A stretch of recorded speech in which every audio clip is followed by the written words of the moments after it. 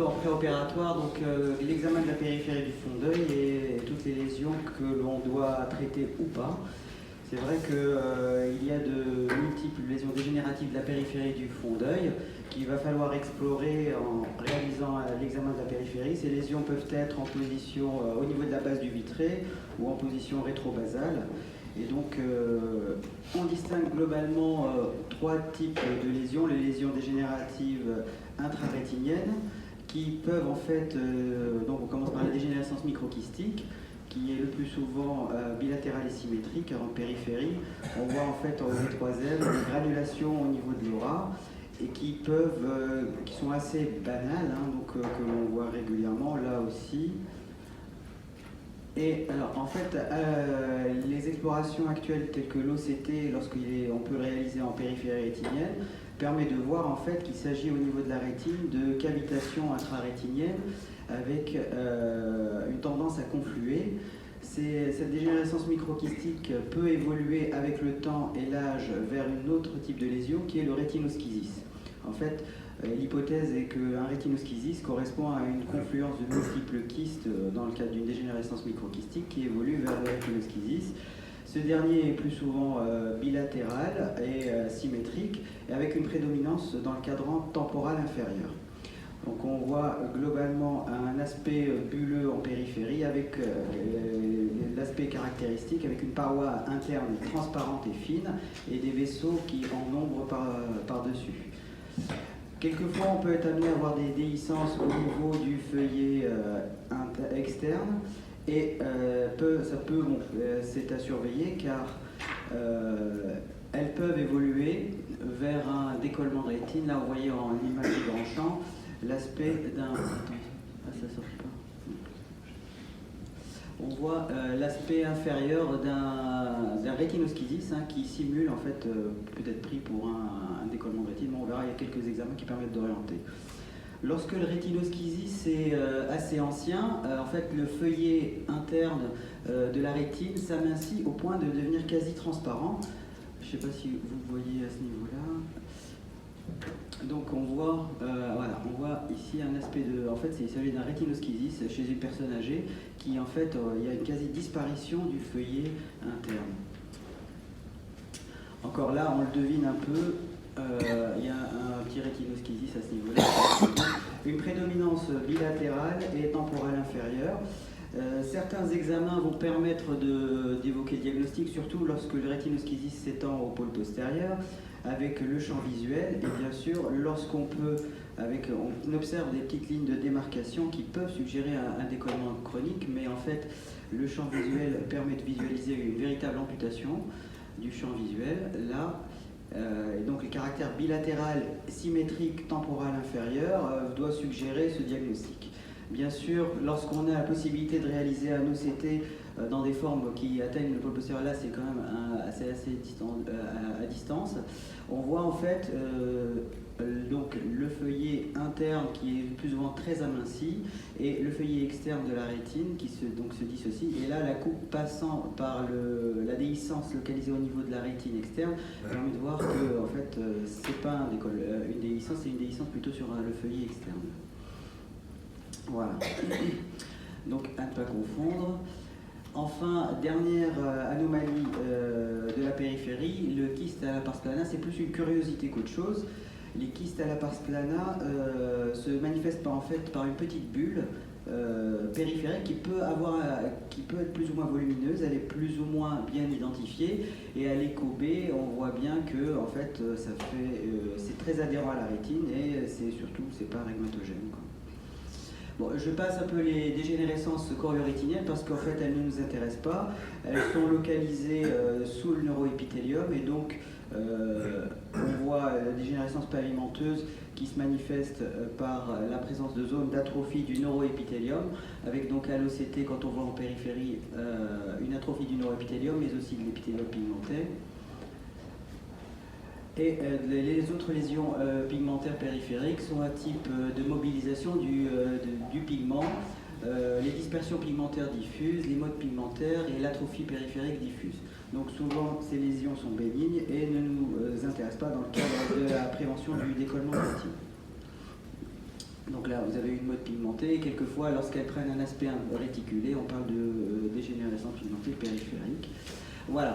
Le sujet qui nous intéresse le plus, ce sont les dégénérescences vitréorétiniennes, car elles sont source de déhiscence. La plus classique, c'est la dégénérescence palissadique, donc la palissade. Je vous rappelle juste que ça touche les sujets. Il y a une prévalence qui augmente avec la myopie et que le caractère bilatéral et symétrique qui est assez fréquent. Et ça a une prédominance toujours cadran temporal supérieur dans la moitié des cas. Et s'il y avait qu'un cadran à regarder, ça serait ce cadran-là. Classiquement en sémiologie, pour les plus jeunes, donc on retrouve en fait 5 caractéristiques avec des zones d'amincissement rétinien localisées, la présence d'une strie blanchâtre et des remaniements pigmentaires. Et quelquefois, on retrouve des petits trous au sein de la palissade qui peuvent être à l'origine d'un décollement rétinogène.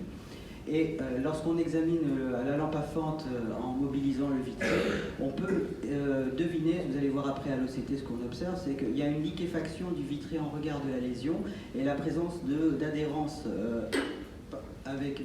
d'adhérence vitréorétinienne tout au bord de la palissade. Donc d'où le caractère régmatogène. Quelques formes peuvent être isolées, donc au partiel, où on n'a pas tous les signes sémiologiques, ou quelquefois elles peuvent être associées à du givre. Là, vous voyez en imagerie grand champ l'association de givre et de palissade. Voilà, donc je vous disais à l'OCT, lorsqu'on fait une coupe, en fait, ce que l'on voit au niveau d'une palissade, c'est que vous avez un amincissement du neuroépithélium, une liquéfaction en fait, du vitré juste en regard, ce que l'on voit là, et surtout au niveau du vitré, il y a des fibrilles qui s'insèrent sur les bords de la palissade, donc on comprend bien que le décollement postérieur du vitré, ça s'arrache très facilement au niveau de la palissade, et bien sûr, classiquement, la palissade se retrouve sur le clapet de la déchirure. Voilà, maintenant, quel est le pronostic de ce type de lésion? Donc, il faut savoir, on verra après qu'est-ce qu'il faut traiter, ce qu'il ne faut pas traiter. Il faut savoir d'abord que le risque de décollement de rétine chez les patients qui ont été suivis au long cours pour une palissade est de l'ordre de 1,5%. Ce taux passe à 6 voire 15% en cas d'antécédent de décollement de rétine sur l'œil ADELF. Et à contrario, lorsqu'un patient a fait un décollement de rétine, on retrouve quasiment dans un tiers des cas la présence de palissade. Donc les mécanismes, comme je vous ai dit tout à l'heure, soit vous avez la survenue d'une déchirure du clapet lorsque vous avez le décollement postérieur du vitré, ou la palissade peut être à l'origine d'un décollement rétinogène par la présence de trous au sein de la palissade. Et donc bien sûr le traitement chirurgical ne sera pas le même pour ces deux types de décollement. Voilà, comme je vous ai dit, classiquement, la palissade se retrouve sur le clapet de la déchirure lors du DPE. Et l'autre cas, bien sûr, les trous au sein d'une palissade qui peuvent entraîner un décollement rétinogène. Deuxième type de lésion vitréorétinienne, c'est la dégénérescence givrée, où en fait, classiquement, on passe pour les plus jeunes, la sémiologie, on retrouve un semi-blanchâtre réfringent, localisé, avec des zones d'adhérence toujours autour de la lésion. Ça peut s'associer à une palissade. Et on voit quelquefois, donc là c'est l'aspect des semi-blanchâtres, et quelquefois on peut retrouver un petit trou au sein du givre. Donc toujours à examiner en détail. Voilà un patient on observe là, c'est un patient qui présente de multiples du givre diffus avec des lésions quasiment sur 360 degrés. Et si on examine bien, on voit bien que quelquefois on peut retrouver deux petits trous au sein du givre. Pardon. Voilà. Une autre entité qui en fait est assez peu présentée par la littérature française, mais plutôt par la littérature anglo-saxonne, c'est ce qu'on appelle les touffes rétiniennes ou cystic retinal tuft. Il s'agit en fait de lésions congénitales liées à une anomalie du développement de la périphérie du fond d'œil, et le plus souvent elles sont localisées au niveau de la base du vitré. Le plus souvent on a du mal à les retrouver lors de l'examen du fond d'œil, mais quand on est en pleine chirurgie, on en retrouve régulièrement en présence d'un décollement de rétine. Et il s'agit classiquement en fait d'une petite surélévation blanchâtre avec un anneau, et elle correspond à une zone d'adhérence vitréorétinienne. Là, on en voit une autre en indentant la périphérie. Et en fait, c'est le même mécanisme que la palissade. C'est des zones d'adhérence qui entraînent une déchirure à clapet. Le plus souvent, la touffe se retrouve toujours au niveau du clapet lors de la survenue de la déchirure et donc lors du décollement du vitré. Donc il semblerait que ce soit source de décollement dans 10% des cas. Et au niveau anapathe, on voit en fait à l'OCT, en fait ça correspond à une accumulation de tissu glial au sein du neuroépithélium avec des zones d'adhérence vitréo-rétinienne en regard. Voilà. Bon, un petit mot juste sur le blanc sans pression et le blanc avec pression. Donc on retrouve, c'est une prédominance chez le myope, de l'ordre de 60%, et une prédominance dans le cadran temporal supérieur. Ça correspond donc à des zones que l'on voit bien à ce niveau-là. Donc au niveau de la périphérie, il y a un blanchiment rétinien périphérique dû en fait à une adhérence du vitré en périphérie. Là encore un autre aspect de blanc sans pression. Et un dernier cliché à ce niveau-là. Voilà, maintenant, les déhiscences rétiniennes qui sont donc responsables de nos soucis de décollement. On retrouve donc, comme vous avez dit, les trous avec un anneau pigmenté le plus souvent à ce niveau-là. Et donc là, vous en voyez ici et là, on ne voit pas très bien, mais...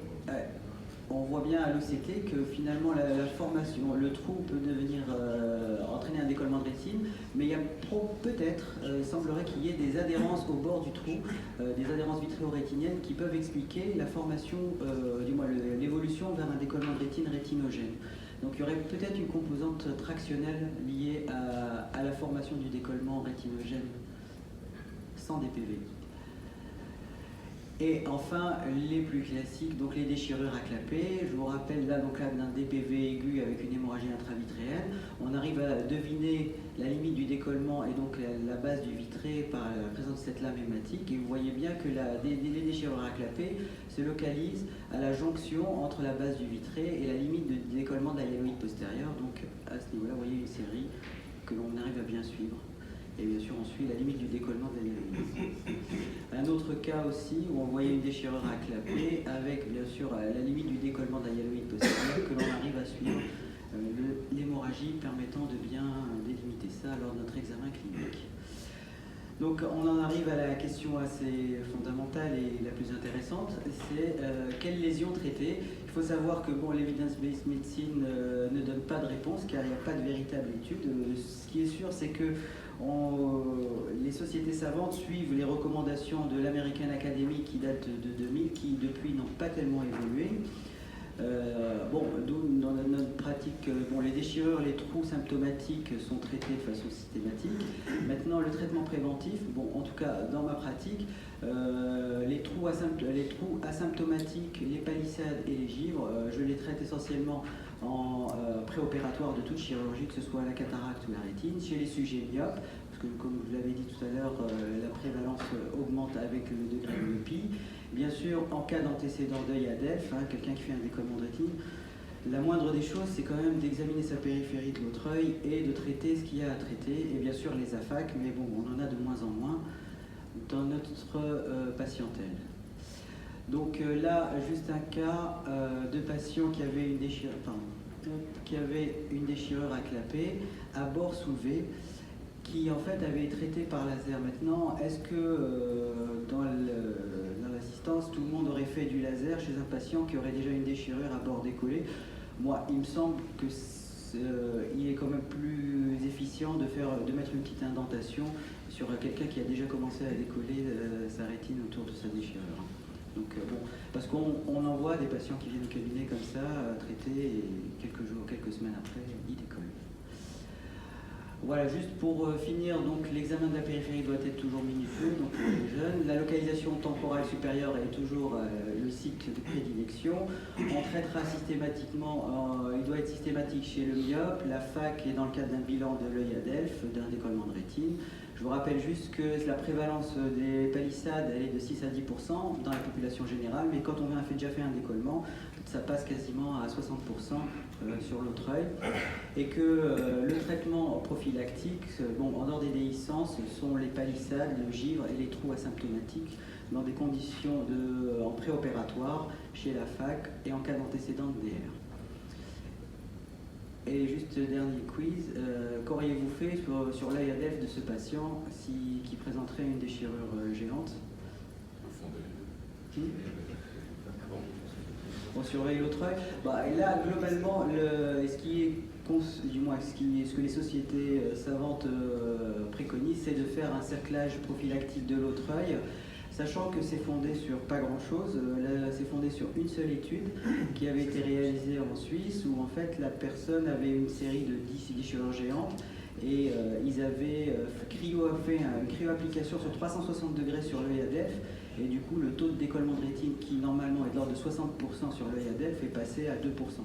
Et donc à partir de cette seule publication, ils ont considéré qu'entre faire une cryo à 360 degrés à quelqu'un sur l'œil ADEF et faire du laser sur 360 degrés permettrait peut-être un peu de limiter les complications. Voilà.